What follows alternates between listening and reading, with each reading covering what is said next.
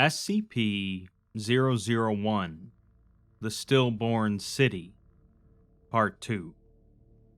They say that travel broadens the mind, and while that's generally true, I don't think they were referring to Sarkic hellscapes when they said it.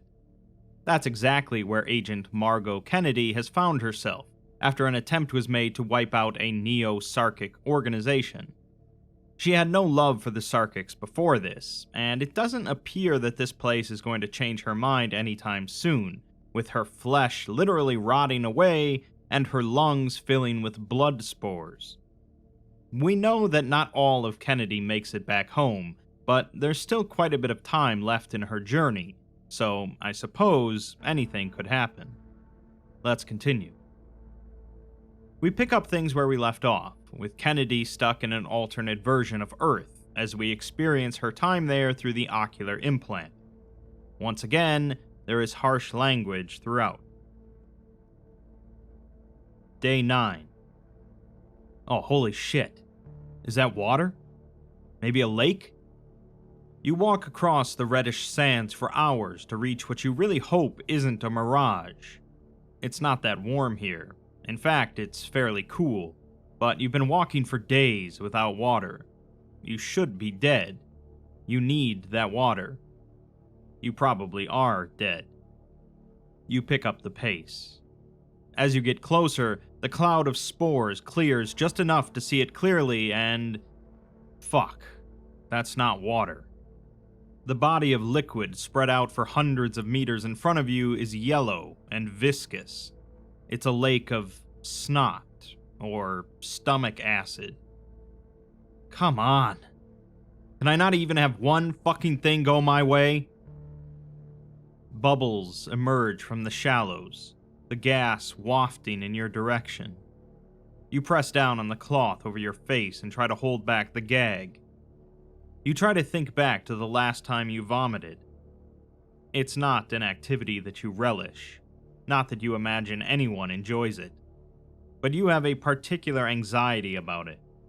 You watch what you eat. You never drink as much as others do. You stay hydrated and always wash your hands before eating anything. You aren't that worried about germs, but you are absolutely sure that if you never vomited again, then your life would be just about perfect. And here, in this horrible squelch of a world, you've had to be sick so many times. How many different ways can one place strain your thin grasp on reality? Everything here is disgusting. While you're trying not to vomit, you look along the shore and see movement. Low, flat bodies moving through the shallows with 6 legs, each at least 3 meters in length. They resemble crocodiles you've seen in zoos, but their skin is gray. Black manes of hair run the crest of their spines, and their heads are skeletal. And the eyes, Jesus Christ, the eyes. They look human. A voice chimes in, saying, "They were." You jump nearly out of your skin. The voice has been quiet for days. It has done this time and again without warning. You have a hard time judging when the voice will speak up, so you're never really ready for it. "Best not to approach, sister," it says.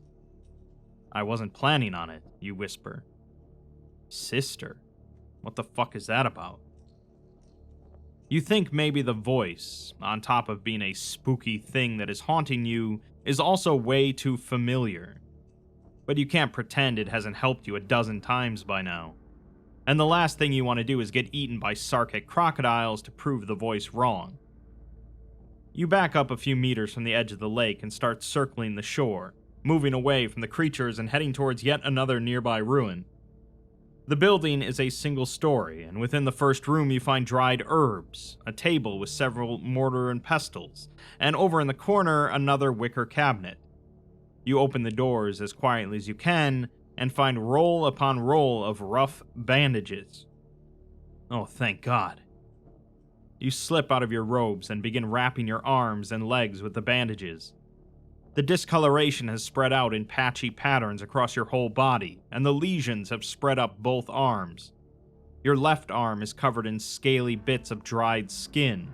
The entire length of the arm is red and black, with barely any of your original flesh tone visible.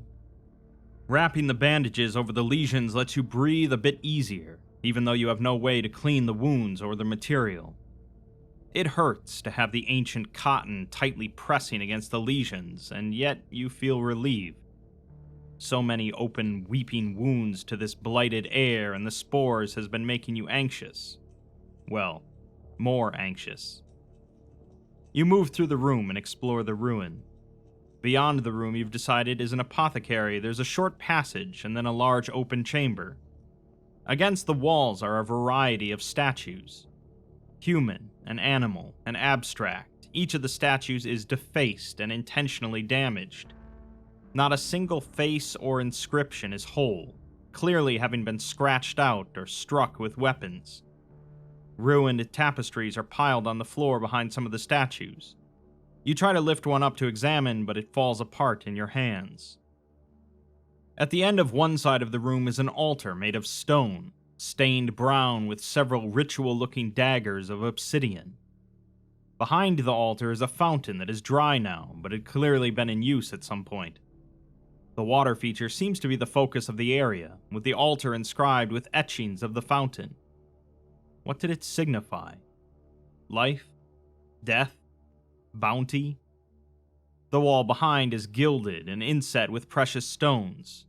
It too has been damaged, you see, with the walls of the pool crushed in places. Even if water still flowed, it would escape out onto the floor.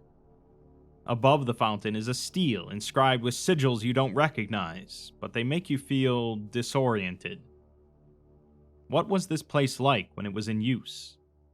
There must have been a bustling crowd here to worship at the various altars. This place must have been the center of activity for the community. And now it's destroyed. Devastated not just by time, but intention. Someone took tools to these statues. Someone scraped clean most of the iconography on the walls and altars. Not saying I disagree, but whoever did this was not a fan of religion. The voice states, "Do not worship those above you. Ascend to heaven and consume the gods." Charming. You move towards the other side of the large chamber in the direction of an open door leading to a courtyard, when one of the hairy crocodiles shuffles in through the portal. It opens its mouth and emits a high-pitched wail. The teeth within the mouth are glassy black and resemble the obsidian knives. Oh fuck. You were so sure you avoided their attention. You quickly turn and slip behind one of the larger statues, nearly 3 meters in height, and crouch behind it, sneaking glances between the legs. The lizard slowly enters the room and walks the circumference exactly as you originally moved around the interior of the building. After a few minutes, it approaches the statue you're hiding behind. Your breath is hard in your throat, your fingers gripping the pommel of the sword so hard your knuckles are white. You draw your sword and hold it high above your head as the snout begins to round the corner of the statue's base. You slam the blade across the bony snout just as it opens its mouth to wail again. The 6-legged, skull-faced lizard screams in a very human manner, echoed by more high-pitched wailing from outside the temple. The reptilian creature hurriedly retreats, but you leap from behind the statue and plunge the point of the sword into the skull of the creature, impaling it to the stone floor beneath. The bastard struggles for a few seconds, and then falls dead, black ichor leaking from the wound and out its mouth. When you go to pull on the blade, you find it firmly rooted to the stone. What the fuck? You have to really lean on the blade, pulling with all your weight to free it. You stare at your hands. You push the body, moving it 1/2 meter on the floor, finding it easy to push it aside. There's a puncture in the stone from the tip of the blade, covered in the ichor. The gash in the floor is clean, as if scored by power tools. These things must weigh 400 pounds, and this is slate. I shouldn't have been able to do more than scratch it. You rub at the divot in the stone, clearing away the black liquid. It is a perfect fit for the tip of the blade. You shudder. This shouldn't be possible. You kick at the monster's corpse, crushing its skull like paper beneath your bare foot. Every time you think you've got a handle on this nightmare, something new pops up. As you undergo what you can no longer ignore is some sort of transformation, you can't help but wonder what your colleagues will say. What are the chances they have some treatment for you back home? What are the chances they lock you up in a cell and prod you with scalpels to see how you tick? That train of thought is interrupted with more harsh keening from outside, followed by rushing, shuffling sounds of horrible crocodile monstrosity footsteps, and quickly you run through the back door and out into the dust storm. There has to be somewhere nearby you can fortify and get away from the things. Someplace quiet where you can think and take a breath without disgusting surprise. Day 11. Now, in another part of the temple complex you fought the crocodile in, you've made yourself a refuge. Blockading the entrances with statuary and ruined stonework from the walls has given you a sense of security. Moving the rubble was easy. Pieces of stone that must weigh hundreds of pounds, but other than the difficulty in leverage and holding chunks of stone being awkward, it proves quite easy. You've marveled at the increased strength and resilience of skin, despite the weeping lesions covering so much of your upper body now. You wonder if there is a word for what is happening to you, but you decide not to try and focus on another tangential thought with no answers at hand. The voice has not been forthcoming. You are sure it is not a figment of your imagination now. You are also sure it is a stingy bitch and you would like to throttle it. You've scavenged throughout the building, finding more urns of honey and wine. Nothing else is edible. And yet, after a few days have passed, there's nothing left again. Desperation settles in and inspires you to take one of the obsidian daggers to the meat kudzu. Maybe it's edible. It used to be people. You might not feel hungry, but you need to eat. That's how being human works. You eat or you die. What good is a world of flesh magic if there's nothing to eat here? What did those cultists eat? Why is it so fucking hard to find water here? Why aren't you thirsty? You bring the knife down on the kudzu and saw away at the flesh with the blade. The scabs break down like scabs always do, oozing and softening with the blood and pus. But under the scabs, there is little flesh, just bone and cartilage and human teeth. Actual human fucking teeth. How does this grow? What does it feed on? Is it like a plant sucking nutrients from the soil? But then this soil is mostly blood and dead sand. What fleshy bits you're able to pull off, you try to choke down. Within minutes, your temperature rises, you feel weak, and you're vomiting. You're vomiting. Again. The only thing this place is good for is vomiting. Fever builds, and you need to rest. Hours pass in a haze. You hear the wailing of the crocodiles outside, sounding so human that you wonder if you couldn't eat them. But their blood is literally black. No, you can't do that. You won't do that. This experiment has been utterly useless and only made you staggeringly ill. Through the shivers and draped in an old ratty blanket you found, you make a small fire in the brazier that you've dragged near your bedding. Scraps of paper and wicker baskets taken from the temple interior burn decently, but don't last very long. It isn't very cold, but the fire makes you feel better. Your fever has gone down, but you feel ridiculously weak. The cough has reduced noticeably lately. Maybe you're adapting. You decide to make a new record for anyone who might be listening. Pretty sure no one is receiving this, but for posterity, I am relatively healthy, apart from significant reaction to trying to eat the kudzu. There is almost no food here, but I don't even know why I even tried eating that shit. I'm not hungry. I haven't been hungry for weeks. Makes no sense. I haven't eaten anything but honey for days, and only a small amount.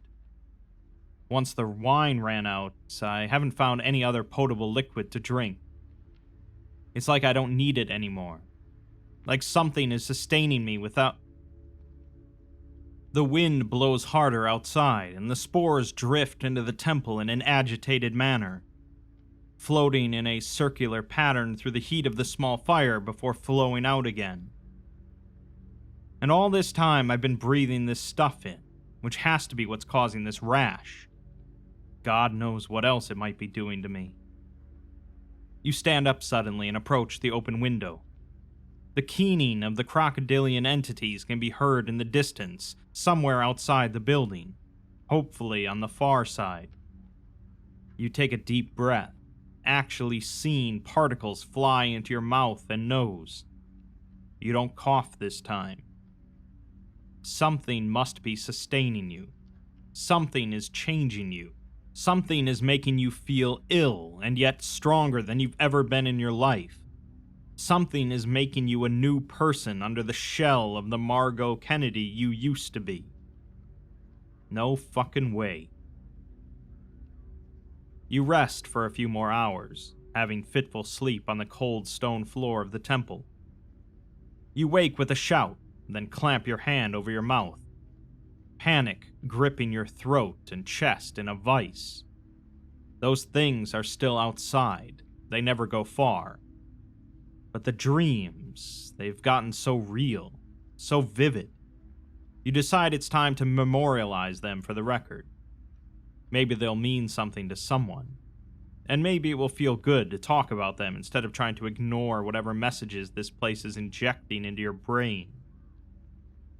I haven't mentioned it before, because I thought it was just stress at my situation, but I've been having the most vivid and impossibly strange dreams since I came here. It started out as night terrors, dread, physical pressure on my abdomen, and hard to move. But then there was pain, confusion. In the dream, I mean, not just in my body. I'm sure I was asleep. Aching sense of need, the way dreams communicate ideas without anyone telling you. I think it belongs to someone else, the dream, because I am a shepherd tending to my flock. I try to protect them. There are predators, but I can't save them all from these threats. I'm just not strong enough. I have to find a way. I gave them medicine. It made them stronger, but something is wrong. They're sick. So am I. Sick, but strong. So strong. I feed them my blood instead. I drink it too. We keep drinking this cure. We can't stop. We need it now. We're so hungry for it. We don't ever stop. Not ever. It doesn't stave off the sickness, but it makes us stronger than we were. I can't save them all, but I can teach them to save themselves, to shape themselves into something even stronger. Fed on the blood from my chest, suckling them like babies. I don't think they're sheep. I think they're people. Of a sort. You're quiet for a few moments, thoughts racing through your mind that you don't want to say out loud. If you say these things out loud, does that make them less or more real? For the first time in your life, you wish you had a therapist here. Someone who could analyze the dreams. What you wouldn't do for a good, old-fashioned nightmare like teeth falling out of your mouth. You sigh. Command, you ever hear anything so nuts? You people have heard it all, I'm sure. What do the experts think? You're hit with a coughing fit again, the worst one in nearly a day. As you recover, you notice blood in the palm of your hand. And a tooth. Oh God. Oh God. You move a finger through your mouth, start to curse, and then feel something completely alien. Command, I seem to have lost a tooth. A perfectly healthy tooth. It isn't broken, it just fell out of my mouth. And there's a new one growing in, I think. Sharper. Like a shark's. You cover your eyes and crouch next to the smoldering fire, placing your head between your knees. Your breathing is shallow and rapid. You know it's coming. You hold it for a few seconds, and then the first sob escapes your lips. Then the deluge begins. If you had your wits about you, maybe you'd wonder at the timing of losing a tooth right when you think about those sort of dreams. But you don't have a firm grasp on any of this. You've just discovered a tooth from another organism in your mouth growing out of your gums. Can someone please come find me? I could really use some help. Maybe I could help, if you want, the voice interjects. You sob. Okay. Day 12. The voice states that this land is not some strange realm. It is Earth. We don't have hairy crocodiles on Earth, or creeping vines made out of scabs and human teeth, or dust that's alive and turns you into a freak. Or, I hope we don't. So what are these ruins? I've never seen a city like this, and everything is old. People don't carry around bronze swords anymore. The voice explains that they never carried weapons, as they were unnecessary. Tell me about this city. The dust storm, all of it. The voice remarks that it is not a short story. I have nowhere else to be. Day 13. You wake up in the ruined temple with a shout, like you've done so frequently lately. You look around your space, making sure the barricades are still up. You've healed nicely, but you haven't found the energy to start wandering again. You search the ceiling for any sign of the voice, even though you know you won't see them. You hear? The only answer you receive is silence. You think back to the dreams and wonder if they might serve some expert back home to understand what is happening to you. So you begin to transmit again. More dreams. Always with the dreams. Every time I close my eyes, it's this absurd shit. Dreams that aren't mine. Memories that aren't mine. An old man. His skin was dark, but his face was white with the ashes. Somehow, I knew the ashes were his ancestors, which he kept in a great urn by his bed. His nails were long, having never known a day of physical labor. This would have usually made me dismiss a person, but I admired him. I stood at his side. I was so small, and his shadow seemed to stretch on in the flickering torchlight. We were in a library of sorts. He held open a scroll, but not of parchment. I think it was skin. I could see a mole on it. He was blind, but no, he actually had no eyes, just flesh where the sockets would be. Even so, he read it all from memory. It was a duty. The symbols were unfamiliar to me, but like they were just out of grasp. I knew if I tried hard enough, studied long enough, I would be able to parse them. Oh my God, he was teaching me how to read. And in a flash, I saw his future. I saw his lifeless body skewered among the refuse of the city. There were hundreds of men and women, holding long metal tubes sharpened on one end. Carrion birds darkened the sky. He knew that was coming too. And despite that, he still chose to teach me. Me. Some nothing orphan with nothing to her name. I don't even know who he was. Day 18.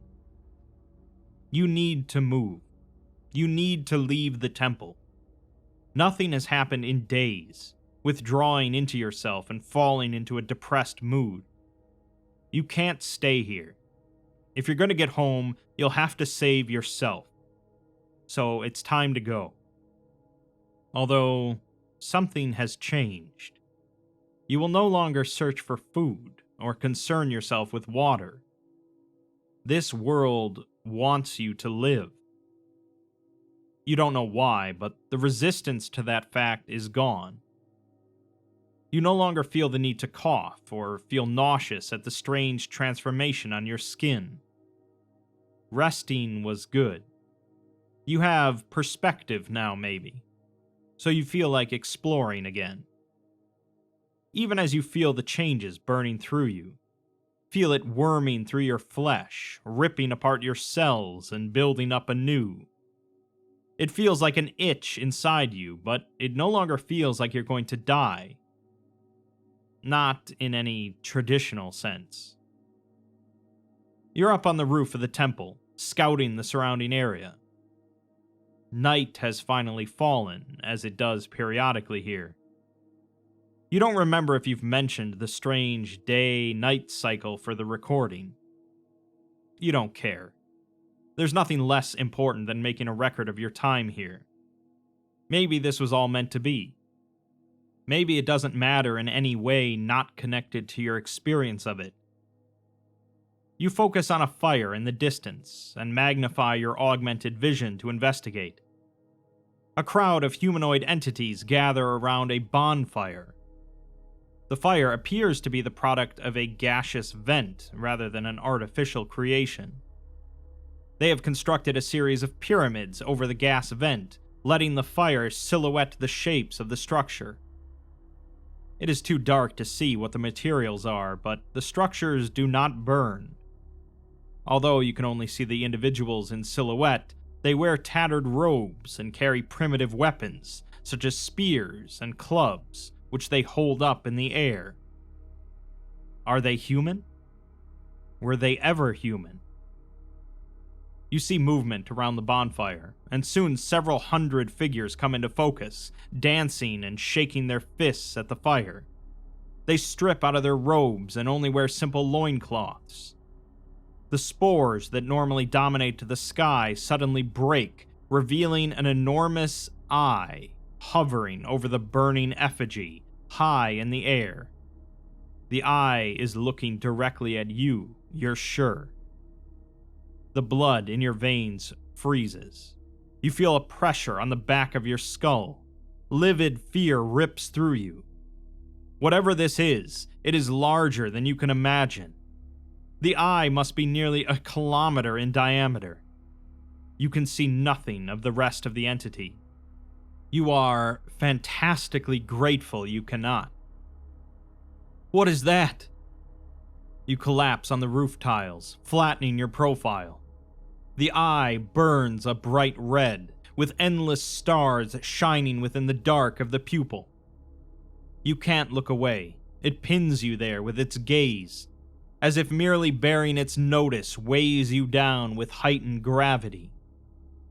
It blinks, then focuses down on the revelry.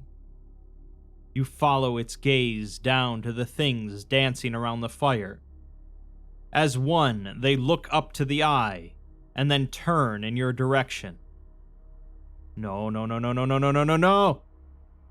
You get your sword, make sure you still have the gun, and climb down the outer walls of the temple, fleeing in the opposite direction of the humanoids. You look back after an hour of running. The eye remains and is still staring at you. You will not look in its direction again for hours. Day 19. You keep moving for hours, steadily in the same direction. The crowd of humanoid worshippers continued to hound you for the first hour before most broke off and headed back in the direction they came from. Unfortunately, there are 4 that will not give up the hunt. Glancing over your shoulder, they lope after you on all four limbs. High above, the red glow from the eye continues to illuminate a cloud cover of the spores, but you can't see the actual eye anymore. These things aren't giving up, and you need somewhere to fight back. Ahead, a large boarded-up hall rises from the sand.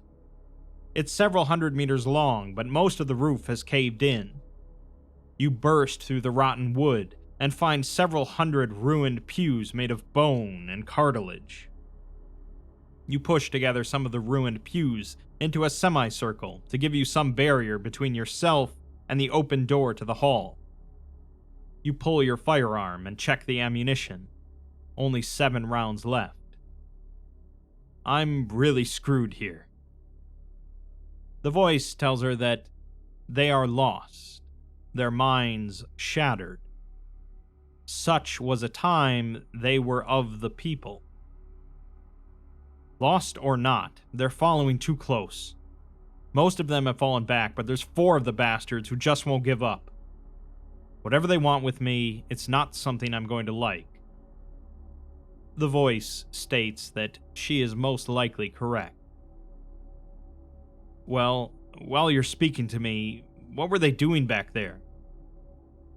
Seeking to appease those things that rule here. I do not know them, but I know them. Servants of the great Winnower, faceless manifestations of primordial chaos. They seek to breach into the world, but were restrained in this place. Anyone ever tell you how cryptic you are? The voice ignores her, instead stating that they approach. The 4 individuals enter the space in the gloom.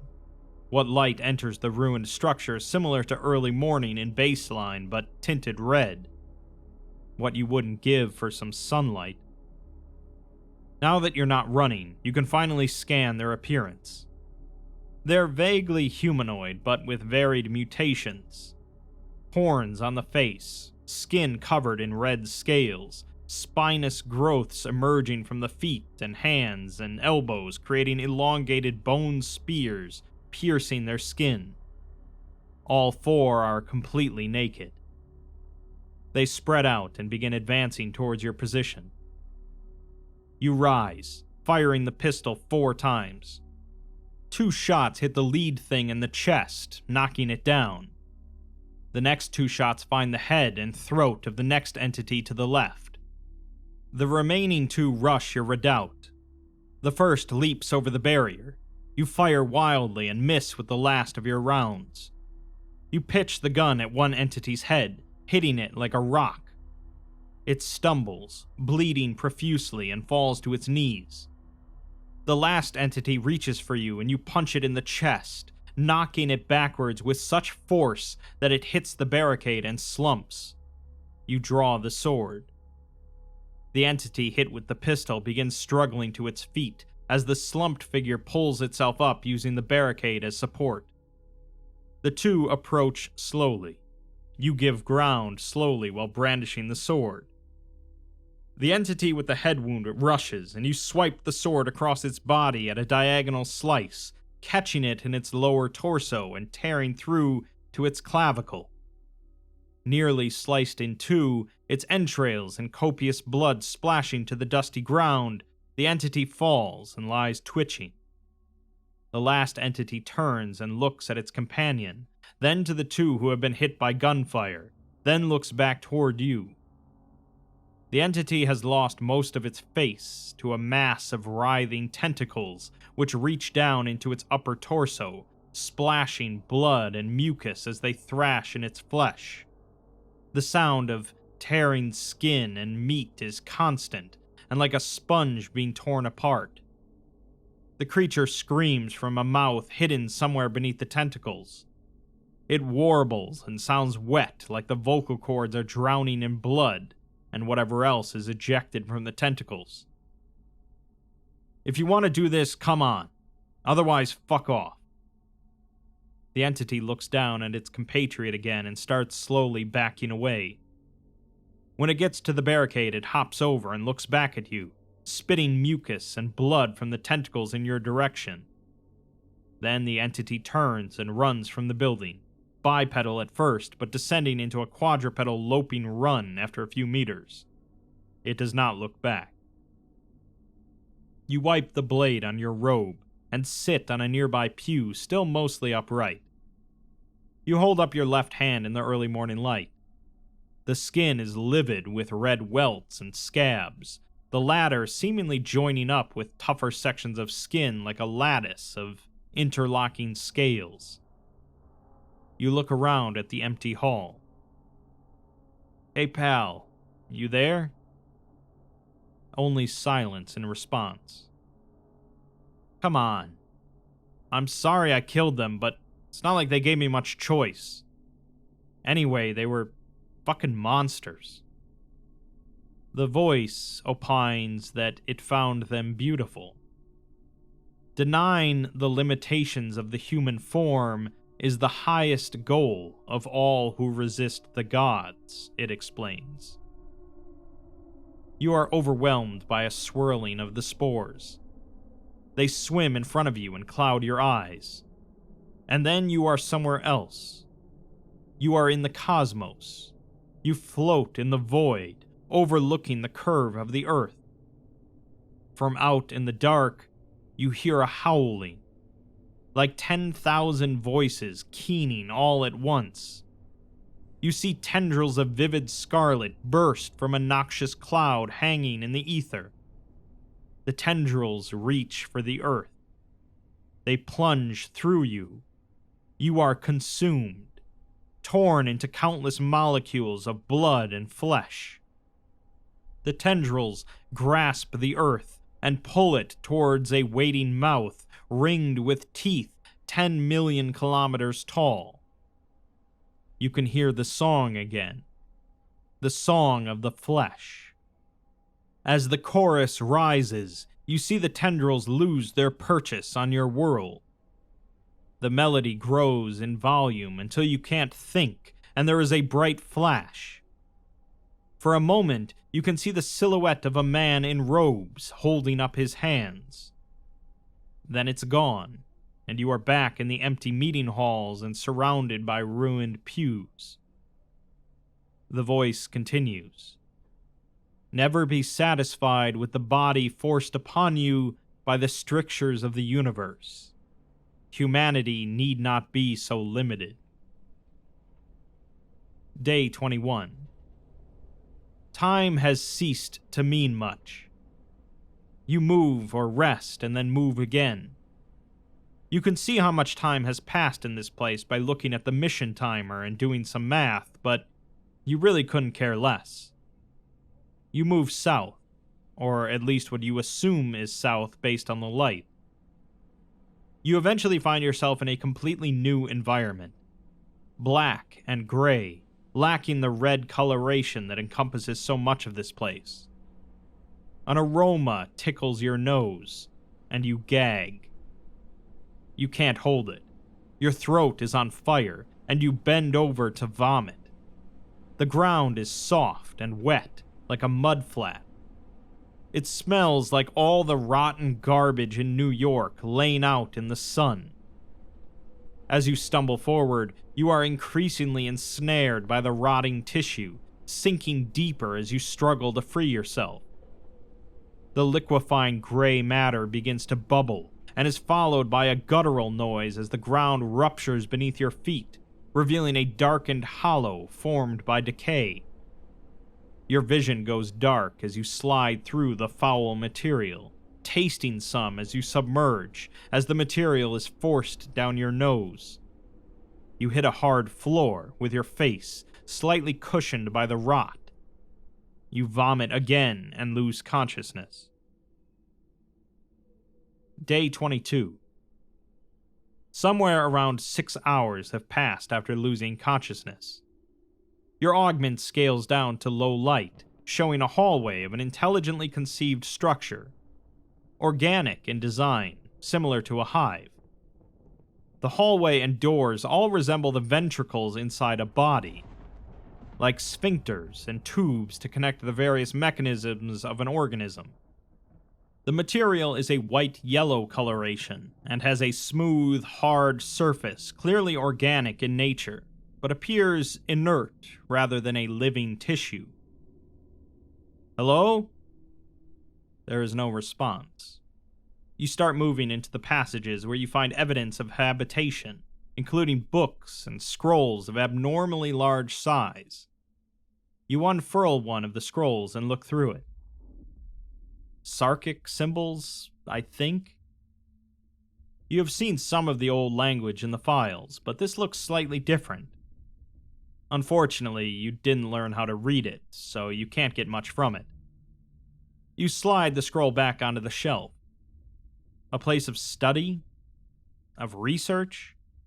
Or was this worship? You don't know the first thing about these people.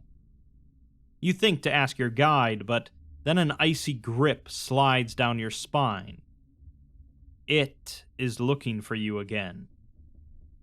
A chorus of flesh rises from the ossified halls. The flesh of the passageway pulses, alive again as if they had always been. There, in the distance, you see a red light like the eye. It searches through the labyrinth of passageways like a spotlight. As the light finds you, the walls pulse in rhythm to the melody of the chorus. The song reaches a crescendo. The light dims. You sigh, contented in the bosom of something larger than you that wants you to live. Something that makes you feel like you belong. The walls turn back to their frozen state, losing the pulsing beat of life as the chorus fades again. You find that you can almost hear the words. You continue to investigate the structure, wandering under high ceilings and furnishings that have long been abandoned. Winding hallways and numerous chambers extended out in many directions, and you find it nearly endless. After a few hours, you've clearly walked kilometers without an obvious exit. There are libraries, kitchens, meeting rooms, living areas, and even simplistic restrooms with pits in the floor. Endless hundreds could have lived in this space, but you can find no one, not even remains. Sometime later, you sit on a large bench in a circular chamber, surrounded by several dozen bone altars with skin stretched along the top like a drum. In the stretched skin, blood pools in slight depressions. The blood is wet, despite the many years this place has obviously lain dormant, given the dust covering everything here. Been wandering for hours. Command, if you hear this, then you can watch the footage. Some of the rooms seem notable, but many are just dormitories, I think. This structure must have housed thousands, and a completely different culture than whoever built most of the ruins. Or, at least I assume so, based on the unique architecture and building techniques. I guess these materials could be similar to the growths I've seen all over the place, but hard to tell without some eggheads doing tests. It doesn't look the same. You look around at the drum altars. Felt like as good a time as any to tell you something I think might be important. I'm having more dreams. You laugh tiredly. Despite the sustenance this place has given you, you are bone weary. You would give almost anything for something to drink, something to eat. You sigh and continue with your report to no one. I don't know why this is important, but I was never much of a dreamer before, and these feel a little too real. I'm in a series of passages in a palace, a throne room, a library, and a council chamber, surrounded by women in robes of finery discussing something in an animated way. They carry obsidian blades on ornamental belts. I see a high priestess whom even emperors have served. I see the sacrificial spires from which blood always flows. I feel the gods and hear their ceaseless whispering. I see a slave who would spark rebellion, who would drink from the ichor of a dying deity. I remember a tormented scholar redeemed, a broken warrior unbound, a tyrant turned lover, a servant reborn through revenge, knife always in hand. You laugh again. I know how I sound, but bear with me. The cultists we hunt are wrong, but I don't just mean morally. I think they're doing this all wrong. Hidden beneath their interpretations, their rituals and sacrifices, their yearning for power, somewhere among the oldest of their myths, is something true. You touch some of the blood pooled on a nearby altar and bring your fingers to your lips, tasting it. We can learn from this place, from these people, whoever they were. I can learn from them. Day 29.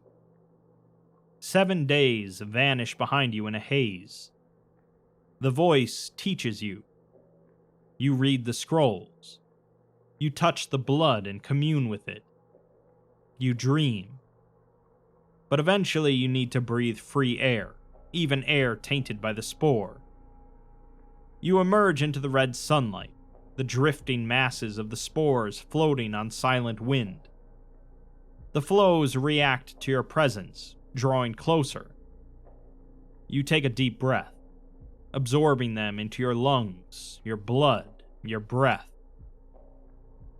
Much better. Spent too long down there. You turn and look back into the tunnel from which you emerged, showing the organic labyrinth you fell into almost a week ago. You're surrounded by the black and gray organic substances rotting in the red sunlight. The smell no longer bothers you. I wonder what happened to them. They were making it work, enough for a large group living together. No indication of struggles or civil strife or whatever. But they just up and left. Meals still on tables, scrolls laid out on desks ready to be studied. You stop and listen to the whispers. Became what?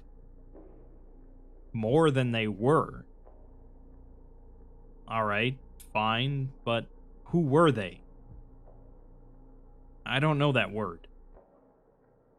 Deathless. That sounds ominous. No, yeah, I get it. Carry a big stick, but that means they had enemies, right? You had enemies.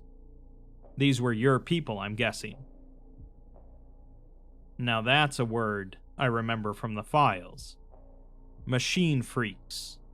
Big on the ye old clockwork and cogs. You hold the bronze sword out in front of you. Your hands are visible in the light. The skin has uniformly changed color to a deep crimson, mottled with lighter patches and resembling the scales of a snake, glistening with oils. The changes no longer bother you. I get it.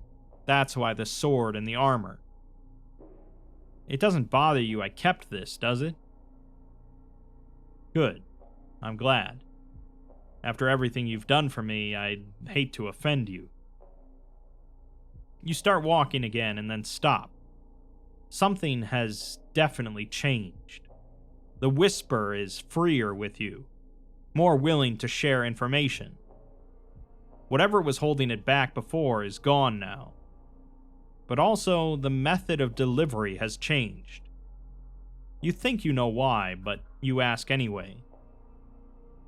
Hey, why'd you start talking like this? I could hear you before, but now I hear you. Well, that's a bit paranoid. No one is ever going to come for me, so no one is ever going to see these recordings. It's alright. I've made my peace with it. Day 30. You walk through the ruins of an ancient city. Black pyramids and ruined skyscrapers are visible in the distance, along with swaying tentacles hundreds of meters in height, towering over even the buildings. This feels so familiar, which is ridiculous. We don't have black pyramids and tentacles reaching up to the sky at home. As you pass along streets paved with cobblestones made of organic materials resembling keratin and obsidian, you see individuals in small groups. Emaciated humanoids are there in the hundreds. Some sit, some stand, but all are motionless. You can hear the chorus of flesh on the wind, but it isn't strong here. These are not the people of the flesh. They do not commune with the blood. The song sings of emancipation. It sings of rising up. It sings of revolution. You look at the nearest entity. You can almost see the notes of the song traveling past its head, flowing around but never into its ears. They cannot hear the song. The spores avoid the entity. You approach the entity. It has sun-worn, tanned skin marked by a number of tattoos.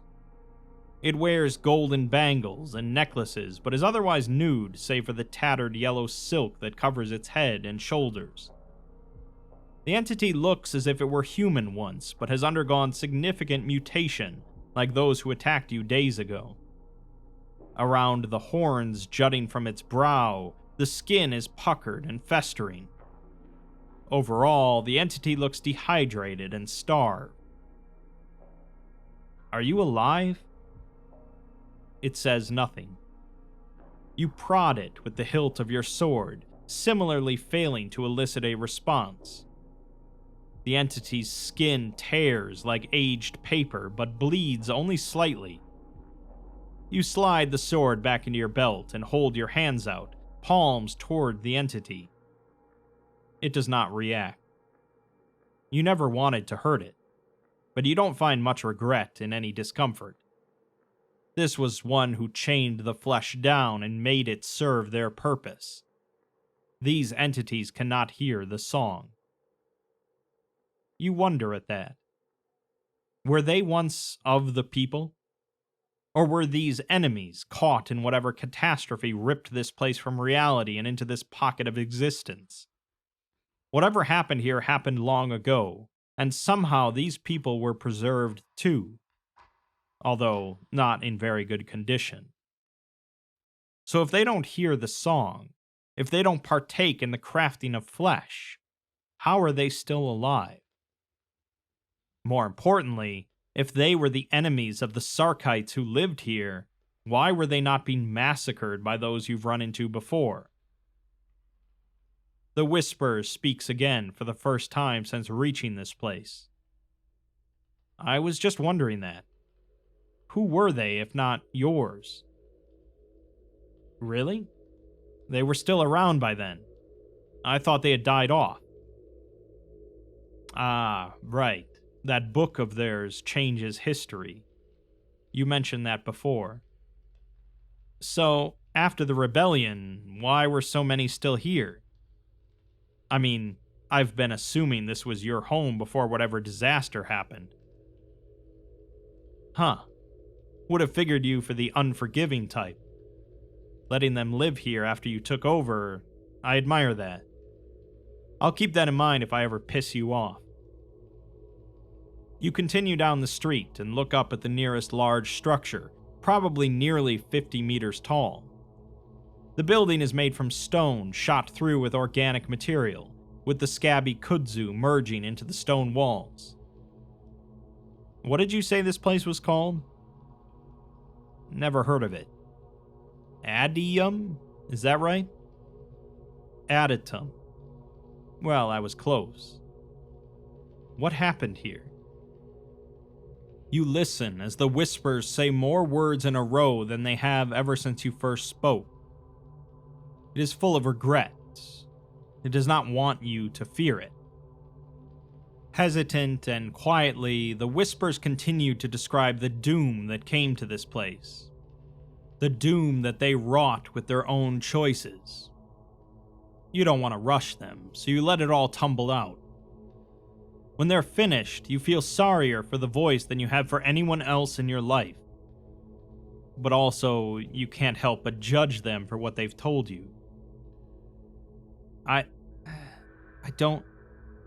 But why did you do that? I don't like that at all. Sounds too close to ends justify the means. You know what? Let's talk about something else. You mentioned your family. Tell me about them. Disciples? Like Jesus? No, if you don't know who he is, I don't see a need to explain. Okay, so they were your students. How many of them? 4. That's it? Oh, right, okay. There were more later. That makes sense. What were their names? They speak to you of the librarian and the lover, the spy and the warrior general. You wonder if you'll ever meet any of them. If this one is still alive, even in a disembodied way, maybe they are too. You can set aside your anger at their actions for now. You have all the time in the world. Where else do you have to be? Do you miss them? Aw, that's very sweet of you. The feeling is mutual. Day 34. You haven't stopped for days. This city goes on seemingly forever. Endless multi-story buildings, many of them crushed under unseen and unimaginable forces. The spores flow in and out of the buildings. Strands of organic tissue stretched between the structures like a spider web of gossamer fats and ligaments. The strands sway in the wind in time with the chorus. As they move, they toll like tuning forks played in rhythm with the verses. You feel your vision cloud when the tone becomes too loud, but you never lose your footing. The song does not wish for your pain. It wants you to continue. It only serves to fulfill the desire within yourselves, to see you grow and become something more. The emaciated humanoids seem to congregate around the edges of the city, and you haven't seen them for a while. There, in front of you, is a large structure without clear entrance. Many meters tall, and the lowest opening is nearly 2 stories above the keratin cobbles. Along the bottom floor, several of the walls have collapsed. You look in and see an open floor plan with no stairs ascending. There are open portals between floors. Either the things who use this building could float, or something is missing. You don't know how this could have been used by people. This can't be a single city. There's completely different architecture from one section to the next, and they're smushed into each other. Whole worlds and different histories must have led to these buildings. I mean, what even lived here, for example? You listen to the wind and the whispers. The graveyard of reality. That's a phrase you don't hear every day. If this is the end... You smile and turn towards the horizon, down the ruined street beyond the structure and back in the direction you entered the city from. Somewhere out there, the Eye and its devotees search for you. Right, it's still here. Not the end, then. Just a stuttering, half-aborted fetus of a conflict dragging itself along. You bark a harsh laugh. Never been accused of being a poet. Skipped creative writing in the whole combat training regimen. You continue to wander the ruins and approach the edge of a cliff. Over the side, you can see a landscape of tormented faces and malformed fetuses the size of mountains. They line the inside of a canyon nearly 1 kilometer in diameter and several hundred meters in depth. You sit down, dangling your legs over the edge, and stare at the colossal aberrations for hours. The faces within the cliff sing aloud, their voices carrying on the wind. They sing of all they have lost, and all they might lose in the days to come. They sing of blood and ageless beings and the war that never ends. But mostly they sing of eating the gods. The voices sing without words, just meaning. Meaning and blood. For the first time, you join the chorus, letting your voice rise to the melody. Day 35. You are sitting against a low wall just a few meters from the canyon's edge. You say nothing. The voices stopped hours ago. You touch your face, then the ground. You rise to your feet and walk along the precipice for several dozen meters. You sway awkwardly, barely maintaining your balance. You are not awake. You have never been more aware. You stop and kneel, hands pressed against red earth. You dig your hands into the soil and blood. You tremble noticeably. You fail to notice. Your body shakes violently as the surface of the ground is torn up into a gash perfectly perpendicular to the cliff's edge. The opening rips into the cliff walls. Blood and gastric acid sprays against your face and into your hair and robes. You crawl forward into the fissure and through a mucous membrane until you emerge into a downward angled tunnel. You crawl for hours and hours until your hands and knees are bloody. You stop and lay your face against the slick material of the tunnel. It pulses beneath your cheek. You sleep. Day 36. You startle awake and look around you. You do not recognize your surroundings. You are in a long tunnel made of soft organic tissue like an esophagus or intestine. Your breathing rises as you feel the panic rushing to your throat through your chest. Where? What? Into the bowels. But how? How long? Your voice. Yes, I hear you so much clearer now. It's less a hearing and more a feeling. I see through your eyes too, yes. That's what the dreams are, right? These are memories. Your memories. You were human once. Yes, show me.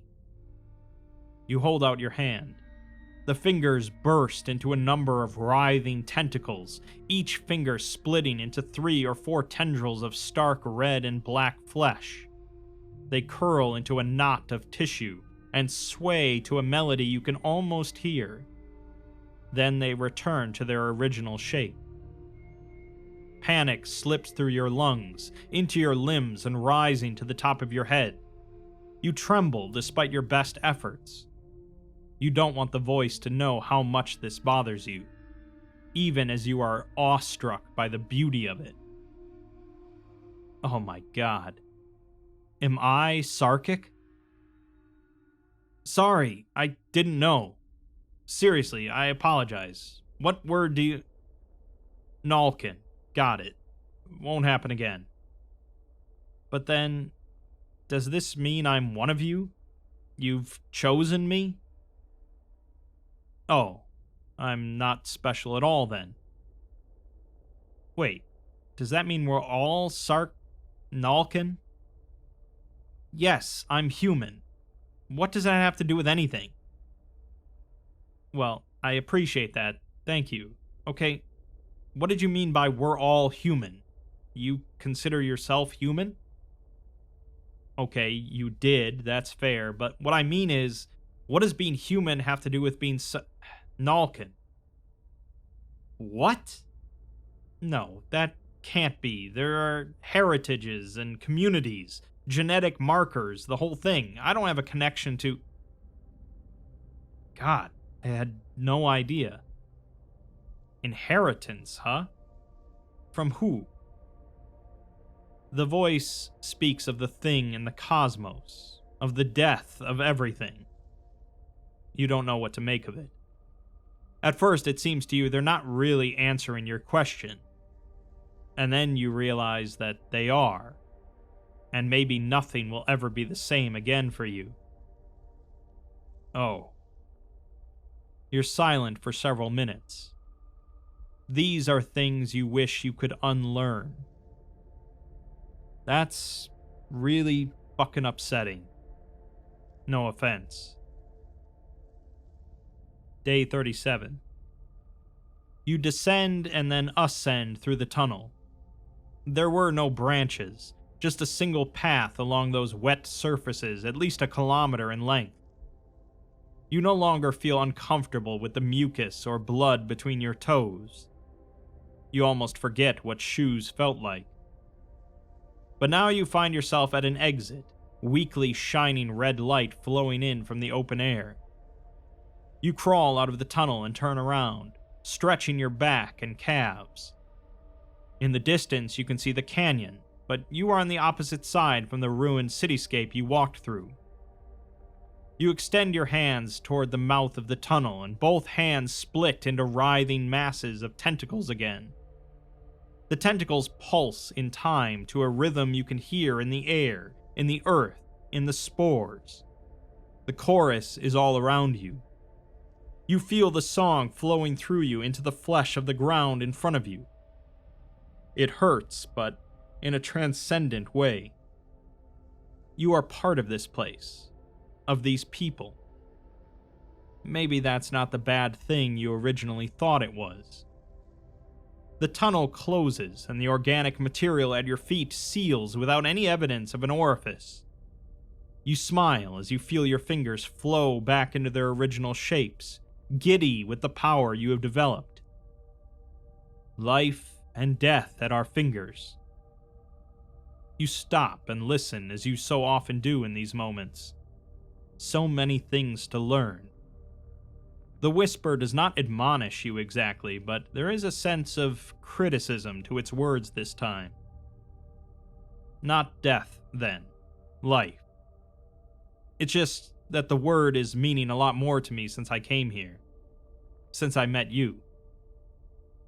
Seeing as you're feeling talkative again, I have more questions. Day 38. You sit in a meditative pose within an open amphitheater formed entirely of bone, cartilage, and flesh. You can feel the cosmos on the other side of the air. The tendrils reaching through space are just out of reach. The chorus rises and the tendrils are pushed away again. Far away and yet closer than is comfortable, the eye looks for your presence. You have no way of knowing where it is, but you are sure it is not here.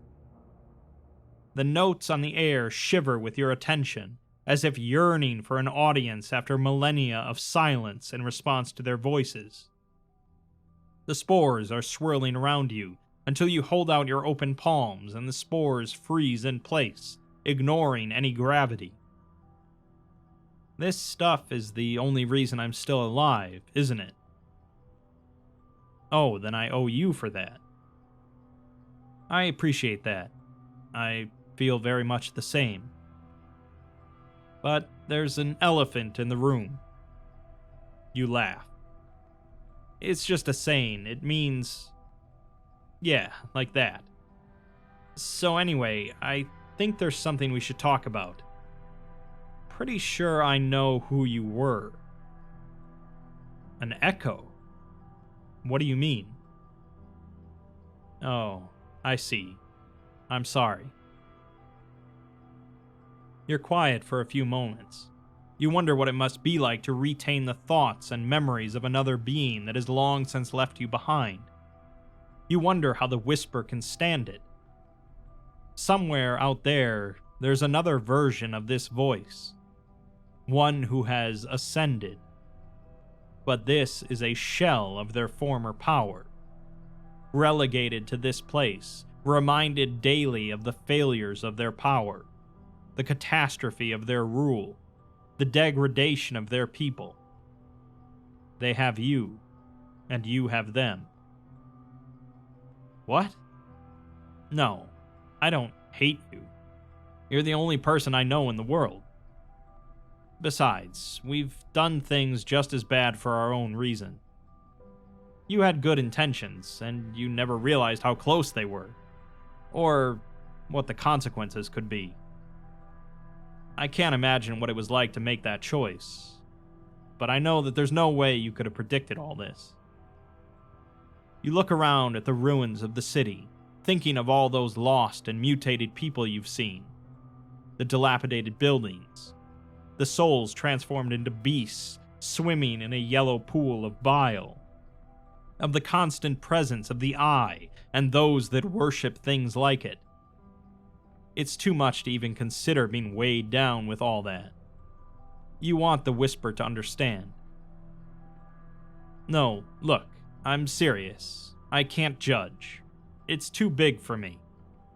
You spent so long trying to protect them and found out the real danger wasn't the people here. Although... Okay, fine. It's just that you're so concerned with the people, but do you know what's happened since this all went down? Sure, some of them, but not all. More importantly, the assholes have found your bag of tricks. Okay. Let me explain it like this. There are rich, powerful people who have slaves, or roughly the same level of control over people. Yes, people still do that. As a rule, there are always assholes. And some of those assholes, they're practicing your stuff back in the real world. I don't know how, I'm not a history teacher, but it's a who's who of shitty villains with the power to summon eldritch horrors and transform into flesh-crafting horrors. The stuff they do with it is monstrous. I guess the people back home have a hard time differentiating between those assholes and the everyday Nalka. I didn't even know there was a difference before I came here, and it took a metaphysical slap in the face for me to realize. Things have moved on since you did what you did, pal. Lot has happened. No, I'm not saying it's your fault. You did what you thought you had to, and things changed. That's what happens. It's just that usually we aren't around to see the consequences. But this conflict all started so long ago, and look at what it caused. I've been walking through the consequences for weeks, and the children back home are really making a mess of the house in the meantime. Idiots back there use the tools you left around like firecrackers thrown into a house soaked in kerosene. You think back to the manor, and those people in their party dress, casually chatting about atrocities. They would not hesitate to see this place as a new world to drain of resources. You cannot stand the idea of them gaining more control over the powers they clearly never earned. Those are not the people. Those are not the Holocaust. They're tourists, torturing people in reality for thrills, and to increase their power over other people. The Whisper needs to understand. They aren't responsible for those assholes in the manor, but they aren't free of blame either.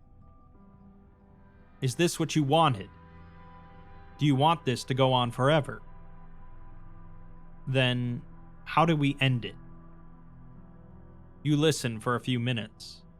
You listen to their fears, their trepidations about what might come next, of what new consequences might come from taking further actions. You understand. Sometimes it is easier to hide your head in the sand, but they've done that long enough. You aren't the person who did this. Not really. They made their choice and left you here, a memory of the person they were. Yes, the fallout was bad. I can look around in any direction and see that, but doing nothing is no longer acceptable. Unless you want the spoiled princes of our world to inherit your gifts and bring the whole of reality down with their blind grasps for more power, you need to do something. We need to do something. They speak and make a request. You hesitate and then turn off the recording on the augmentation in your eye. Day 42.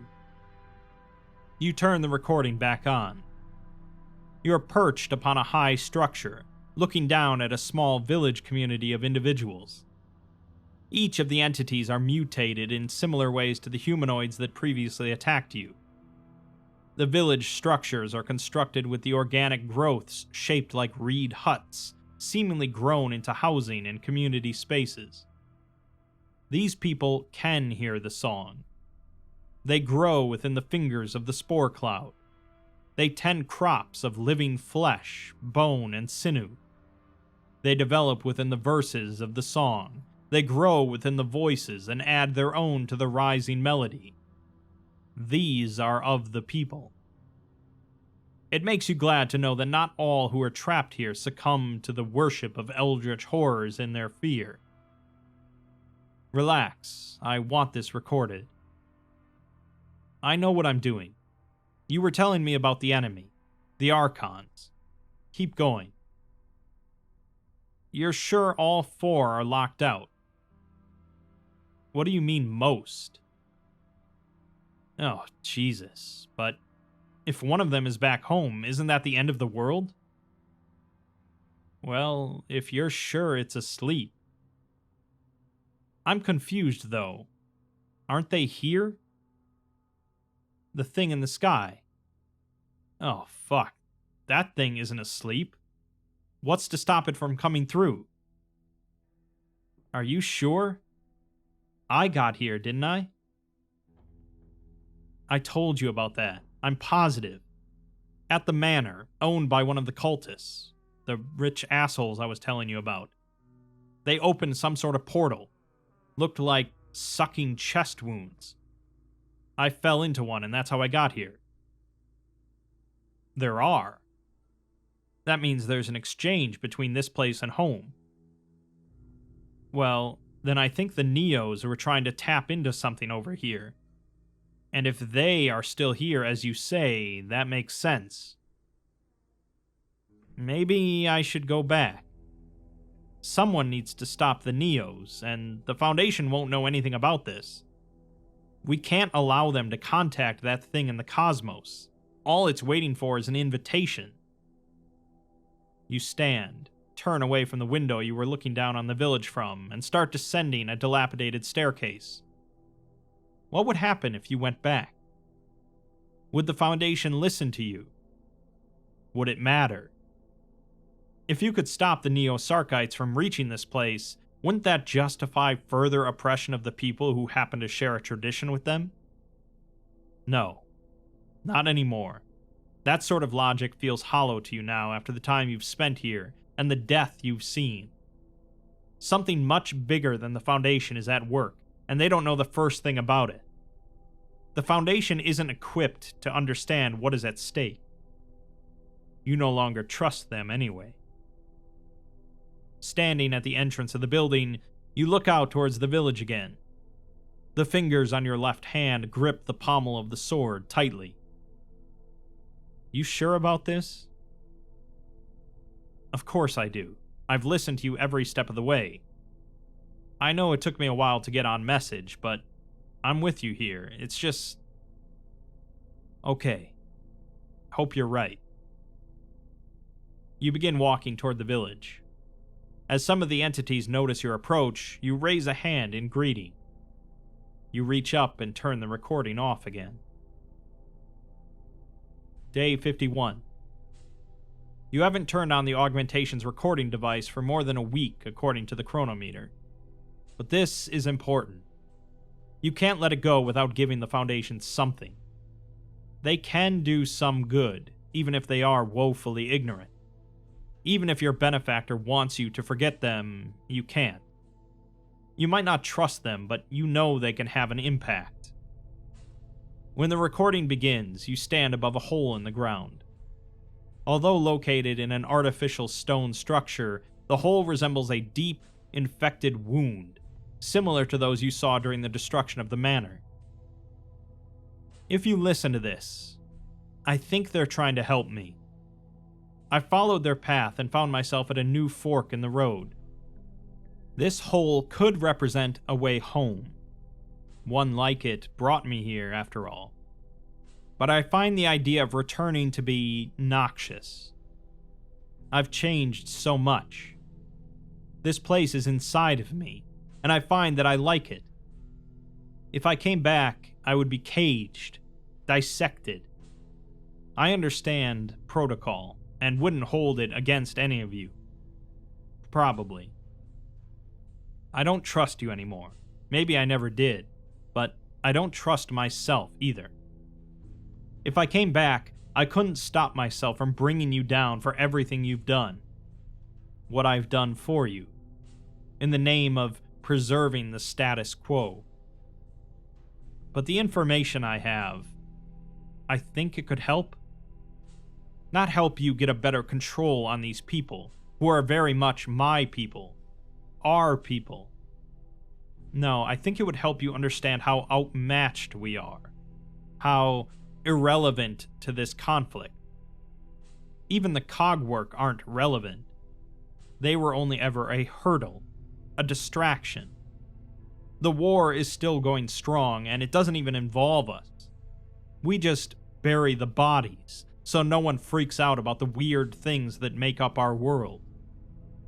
And if what they've told me is right, we're all the same. Humanity is Nulkin.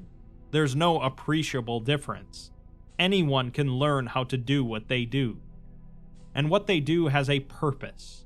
A grand purpose. One intended to protect our world. We have more in common with these communities than we do with other groups of interest. So I leave you now with a final report. Take what you can from these records. Keep an eye on those Neo-Sarkites. If they get their hands on this place, the world is over. No exaggeration. We all die if they find their way here. The Nulkin people are not your enemy. They are also opposed to everything the Neos are doing. Someone in the Foundation needs to realize this and start working with them. Because you don't understand the first thing these people are capable of. You place your fingers near the augmented eye, splitting the first and second fingers into thin tendrils that encircle the eye. You don't scream, that's something.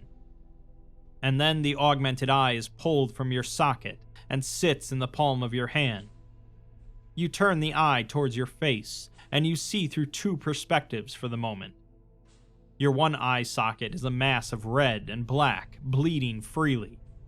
The other eye is yellow, and you begin pulling at the blood-stained bandages that have wrapped your body for weeks, revealing the unusual growths which have formed all over your body.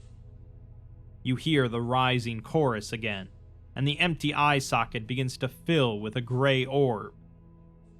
Then slowly the eye forms, and it is yellow like your other remaining eye. You smile into the camera. There's something you need to accept. Everyone you've ever met, ever loved, ever hated even, every single person and thing that breathes, in every twist of DNA, in the memory of life as it crawled from the muck into the air and took its first breath. All of it comes from the same thing. An endless, unknowable God that's just outside in the dark, waiting for us to open the door and welcome it in. Already your death is waiting for you. And it is inside you. It is you. Is me. The only force that has shown any effect are the people we have been oppressing since we discovered them because they have something in common with some rich assholes. Wake up. Take this. See what I've seen. Write it all down and lock it away. Maybe you'll learn from it. Learn like I have. It's the only chance you have. Maybe one day we'll meet again beneath these rose-colored skies. If we do, I'll be ready. You set the eye on the ground near the edge of the hole, then turn and walk slowly into the shifting spores. You see the bandages fluttering in the wind. You see your retreating form. Then the vision goes dark in the eye as it begins sliding back into the orifice. You keep walking. It's noted that several organic apertures have been discovered within the crater where Croy Manor originally stood. Based on the above record, a proposal for unmanned exploration of SCP-001 is under consideration by the O5 Council. Alright, so Kennedy didn't make it back home, as we figured, but it turns out that she's not actually dead, as would be expected of heading into that place. Instead, she's pretty much converted from being a Sarkic hater to a Nulkin lover.